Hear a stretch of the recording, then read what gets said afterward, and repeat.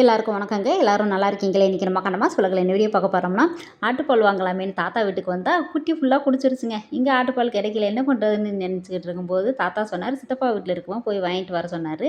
இங்கே வந்தால் இங்கேயும் குட்டி குடிச்சிருச்சுங்க. சரி இருக்கிறத பீச்சு கொடுக்கலாமேன்னு சித்தப்பா கொஞ்சம் பீச்சு கொடுத்தாரு.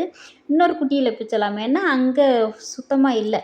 அதனால் இருக்கிறது கிடச்ச வரைக்கும் லாபம் அப்படின்னு என் பையனுக்கு வயிறு புண்ணு வாய் புண்ணாக இருந்துச்சு. ஆட்டுப்பால் கொப்புளிச்சு குடித்தோம்னா வாய் புண்ணெல்லாம் சீக்கிரம் ஆறும். அவ்வளோ மருத்துவ குணங்கள் இருக்குது ஆட்டுப்பாலில். மஞ்சக்காமாலைக்கு பச்சை மருந்து சாப்பிடும்போது இந்த ஆட்டுப்பாலில் கலந்து சாப்பிடுவாங்க. அவ்வளோ நல்லதுங்க.